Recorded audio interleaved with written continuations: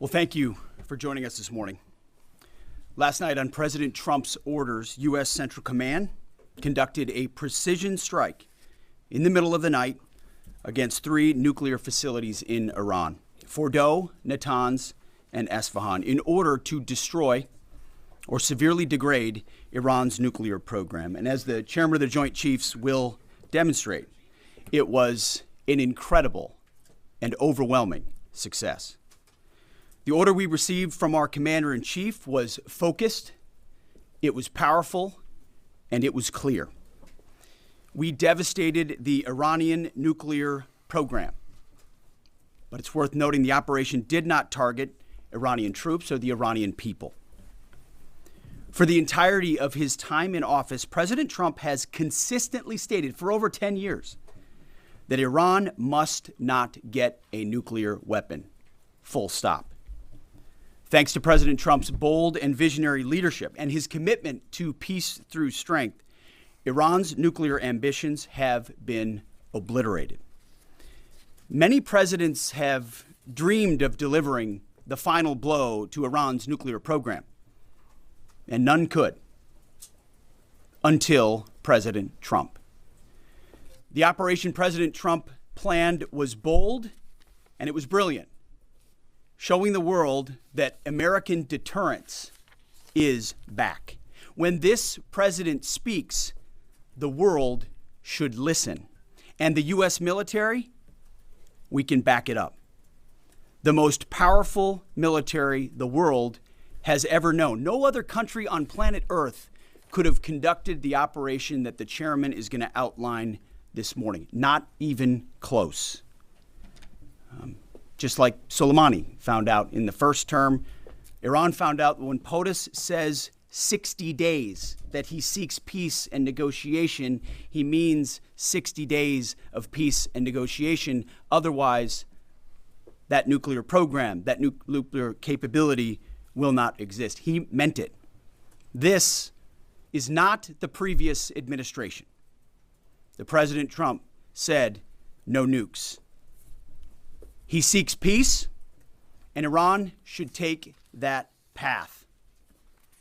He sent out a truth last night saying this: any retaliation by Iran against the United States of America will be met with force far greater than what was witnessed tonight.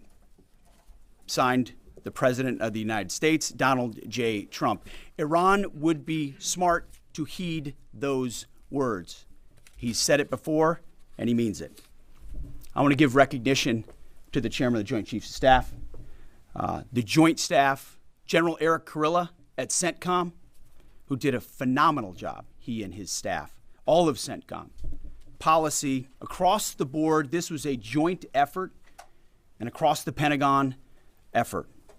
I want to recognize the pilots who flew those bombers, who flew those fighters, who flew those refuelers, warriors. I want to recognize the sailors on those destroyers, in those subs, on those carriers, warriors, all of them. I want to recognize our soldiers doing air defense, base defense, QRF, warriors, all of them. Every American involved in this operation performed flawlessly. And I want to give recognition to our allies in Israel as well. This is a plan that took months and weeks of positioning and preparation so that we could be ready when the President of the United States called. It took a great deal of precision. It involved misdirection and the highest of operational security. Our B-2s went in and out of downtown Tehran, of these nuclear sites, in and out and back without the world knowing at all. In that way, it was historic. A strike that included the longest B-2 Spirit bomber mission since 2001 and the first operational employment of the MOP, a massive ordnance penetrator. The mission demonstrated to the world the level of joint and allied integration that speak to the strength of our alliance and our joint forces. As President Trump has stated, the United States does not seek war, but let me be clear. We will act swiftly and decisively when our people, our partners, or our interests are threatened. Iran should listen to the President of the United States and know that he means it, every word. I want to give congratulations to our Commander-in-Chief. It was an honor to watch him lead last night and throughout, and to our great American warriors on this successful operation.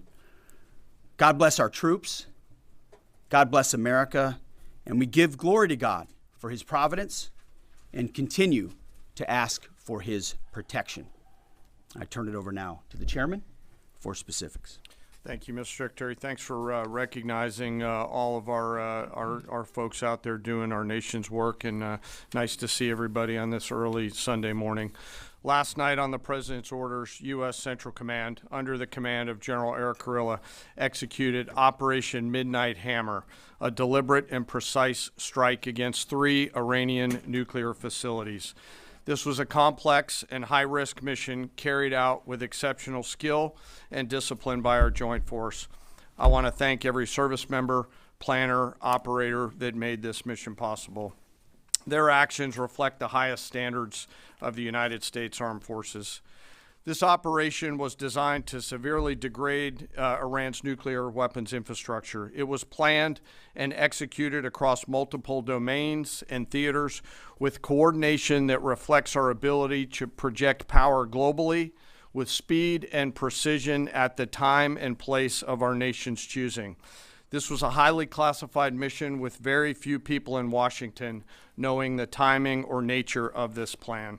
I'll refer you to the graphic on the side as I walk you through some of the operational details. At midnight Friday into Saturday morning, a large B-2 strike package comprised of bombers launched from the continental United States. As part of the plan to maintain tactical surprise, part of the package proceeded to the west and into the Pacific as a decoy, a deception effort known only to an extremely small number of planners and key leaders here in Washington and in Tampa.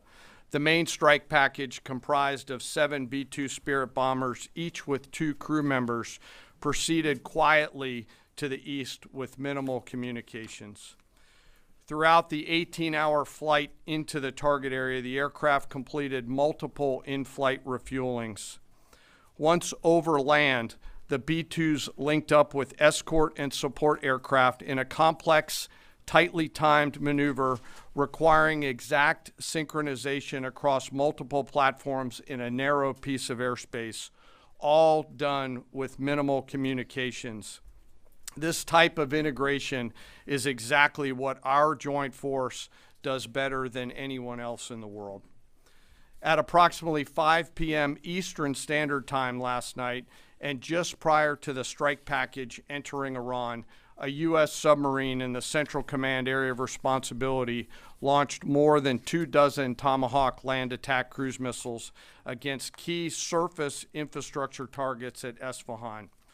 As the Operation Midnight Hammer strike package entered Iranian airspace, the U.S. employed several deception tactics, including decoys, as the 4th and 5th generation aircraft pushed out in front of the strike package at high altitude and high speed, sweeping in front of the package for enemy fighters and surface-to-air missile threats. The strike package was supported by U.S. Strategic Command, U.S. Transportation Command, U.S. Cyber Command, U.S. Space Command, U.S. Space Force, and U.S. European Command. As the strike package approached Fordo and Natanz, the U.S. protection package employed high-speed suppression weapons to ensure safe passage of the strike package, with fighter assets employing preemptive suppressing fires against any potential Iranian surface-to-air threats. We are currently unaware of any shots fired at the U.S. strike package on the way in. At approximately 6:40 p.m. Eastern Standard Time, 2:10 a.m. Iran time, the lead B-2 dropped 2 GBU-57 massive ordnance penetrator weapons on the first of several aim points at Fordo. As the president stated last night, the remaining bombers then hit their targets as well, with a total of 14 MOPs dropped against 2 nuclear target areas. All 3 Iranian nuclear infrastructure targets were struck between 6:40 p.m. and 7:05 p.m. Eastern Time. Again, that's about 2:10 in the morning local time in Iran, with the Tomahawk missiles being the last to strike at Esfahan to ensure we retain the element of surprise throughout the operation. Following weapons release, the Midnight Hammer strike package exited Iranian airspace and the package began its return home. We are unaware of any shots fired at the package on the way out. Iran's fighters did not fly, and it appears that Iran's surface-to-air missile systems did not see us. Throughout the mission, we retained the element of surprise. In total, U.S. forces employed approximately 75 precision-guided weapons during this operation. This included, as the president stated last night, 14 30,000-pound GBU-57 massive ordnance penetrators, marking the first ever operational use of this weapon. I know that battle damage is of great interest. Final battle damage will take some time, but initial battle damage assessments indicate that all 3 sites sustained extremely severe damage and destruction. More than 125 U.S. aircraft participated in this mission, including B-2 stealth bombers, multiple flights of 4th and 5th generation fighters, dozens and dozens of air refueling tankers, a guided missile submarine, and a full array of intelligence, surveillance, and reconnaissance aircraft, as well as hundreds of maintenance and operational professionals. As the Secretary said, this was the largest B-2 operational strike in U.S. history and the second longest B-2 mission ever flown, exceeded only by those in the days following 9/11. Well prior to the strike, General Kurilla elevated force protection measures across the region, especially in Iraq, Syria, and the Gulf. Our forces remain on high alert and are fully postured to respond to any Iranian retaliation or proxy attacks, which would be an incredibly poor choice. We will defend ourselves. The safety of our service members and civilians remains our highest priority. This mission demonstrates the unmatched reach, coordination, and capability of the United States military. In just a matter of weeks, this went from strategic planning to global execution. This operation underscores the unmatched capabilities and global reach of the United States military. As the president clearly said last night, no other military in the world could have done this. I join the president and the secretary in being incredibly proud of the air crews, naval forces, cyber operators, planners, and support teams, and commanders who made this mission possible. It is their skill, discipline, and teamwork that makes this operation possible. I am particularly proud of our discipline related to operational security, something that was of great concern to the president, the secretary, General Kurilla, and me, and we will continue to focus on this.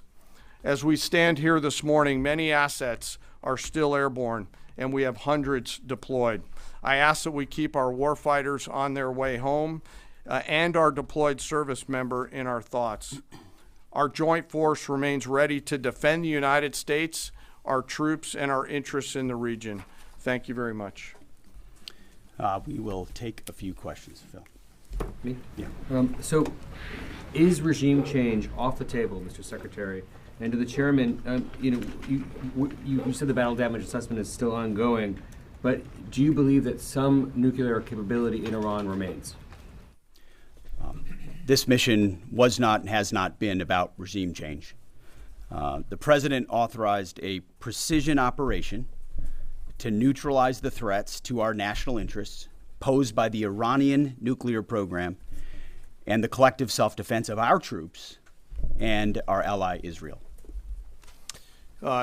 Thanks for your question. I think BDA is still pending, and it would be way too early for me to comment on what may or may not still be there. But thanks for the question. Green. No, behind you. Excuse me, Mr. Secretary, can you tell me, was there a particular moment when the president decided to pull the trigger on this operation where he said, now, rather than being, something in the holster, now we're going to pull the trigger on it? I would just say, having the opportunity to witness his leadership, he was fully committed to the peace process. Wanted a negotiated outcome, gave Iran every single opportunity, and unfortunately was met by stonewalling, which is why he gave them plenty of time to continue to come to the table and give up enrichment, give up the nuclear program. But there was I won't say the particular moment, there was certainly a moment in time where he realized that it had to be a certain action taken in order to minimize the threat to us and our troops. Yeah. General, you say that General Kurilla increased force protection in Iraq, Syria, and Gulf, in those areas. Were they given any advance warning the attacks were coming? And also, Mr. Secretary, when were congressional leaders notified? How long before the attacks took place? Sir, to your first question, the risk has clearly been rising over the last few weeks in the region. Based on that, and not a particular awareness of this operation, we've made smart decisions to minimize the risk to U.S. forces in the region. So they were given no advance warning? No, sir. And congressional? They were notified after the planes were safely out. Well, we complied with the notification requirements of the War Powers Act. After the attacks, they were notified? They were immediately thereafter. Yes. Thank you, Secretary. Two quick questions. Do you believe you completely destroyed Iranian nuclear program? And how about Iranian ballistic missiles? Your ally as Israel always saying that is biggest threat. And second question is very important. What will be your next step if Iran or militias under Iranian influence in the region attack U.S. interests or allies in the region? And you can chime in on this too, Mr. Chairman. The battle damage assessment is ongoing, but our initial assessment, as the chairman said, is that all of our precision munitions struck where we wanted them to strike and had the desired effect. Which means especially in Fordo, which was the primary target here, we believe we achieved destruction of capabilities there. Ultimately, wherever it may be, whether it's in Iraq or Syria or bases in the Gulf, as the president said, it would be, as the chairman said, it would be a very bad idea for Iran or its proxies to attempt to attack American forces. Yes. Thank you, Mr. Secretary. Regarding retaliations, Iran and North Korea are cooperating on nuclear and missile development. Do you think there is a possibility that Iran, North Korea, and the other forces, such as China, will join forces to retaliate against the United States? Well, unfortunately, because of the policies under the previous administration, we drove those countries together, and ultimately that creates a challenging environment.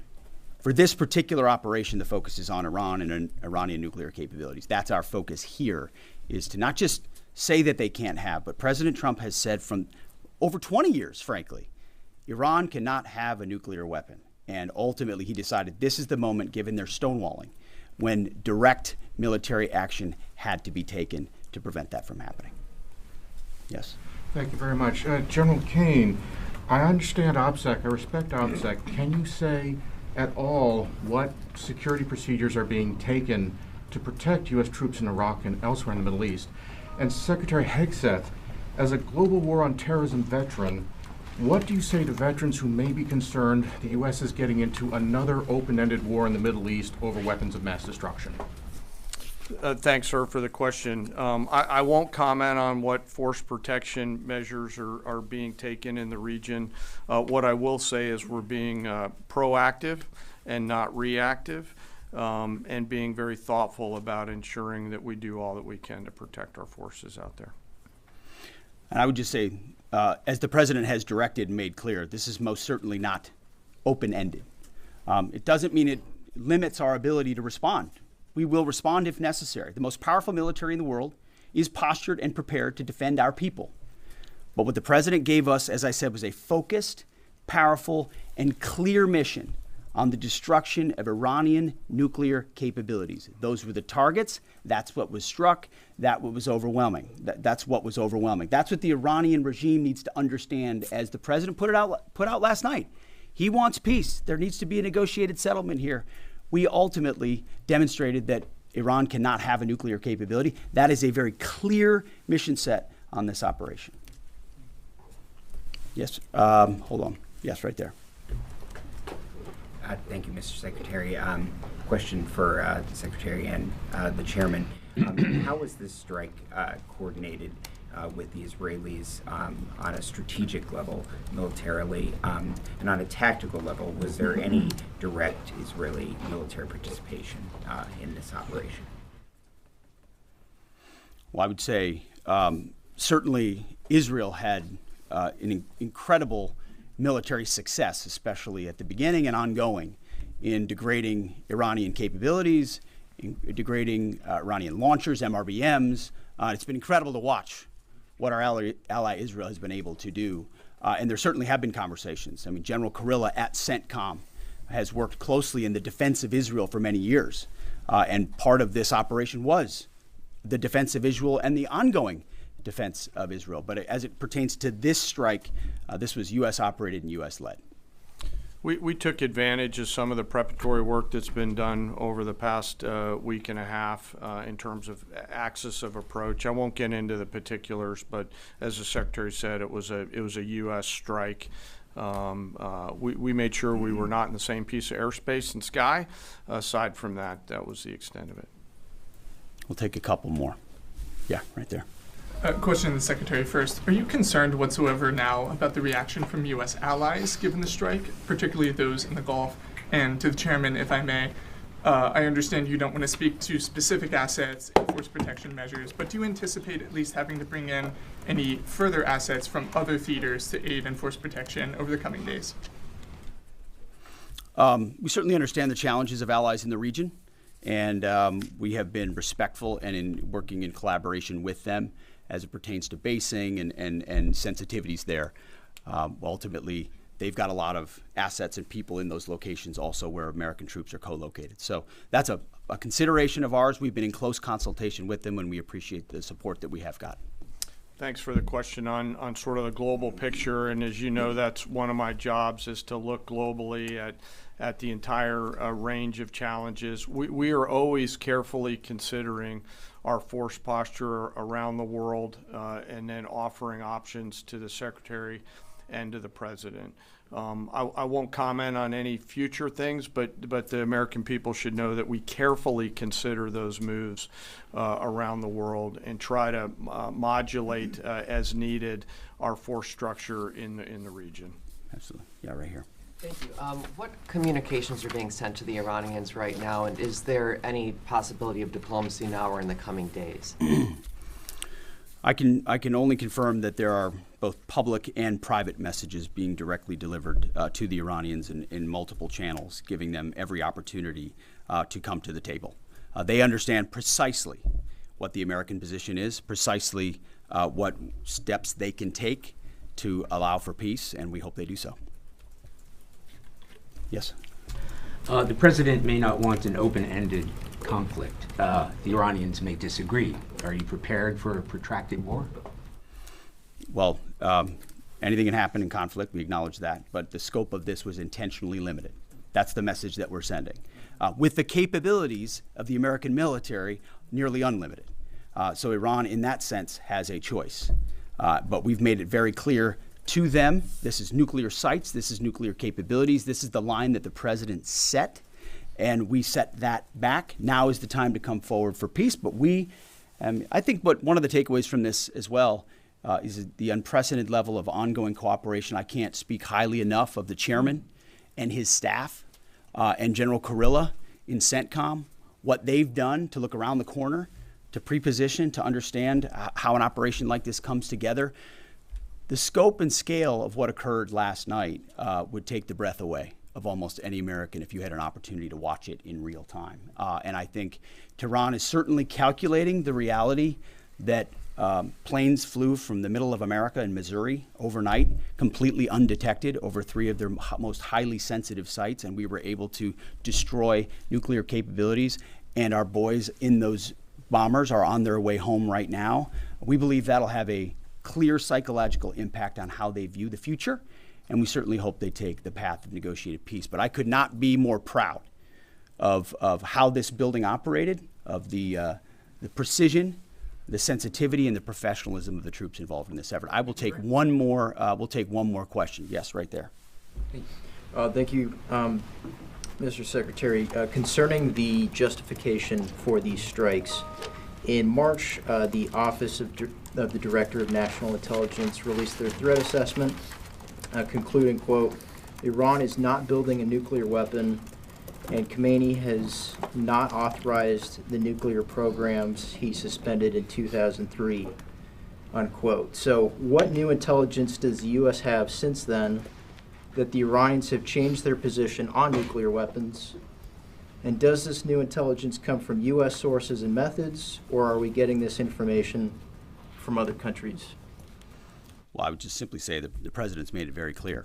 He's looked at all of this, all of the intelligence, all of the information, and come to the conclusion that the Iranian nuclear program is a threat, and was willing to take this precision operation to neutralize that threat in order to advance American national interests, reduce the Iranian nuclear program, and obviously collective self-defense of ourselves and our allies. So he looked at all of it, understood the nature of the threat, and took bold action I think the American people would expect in a commander-in-chief.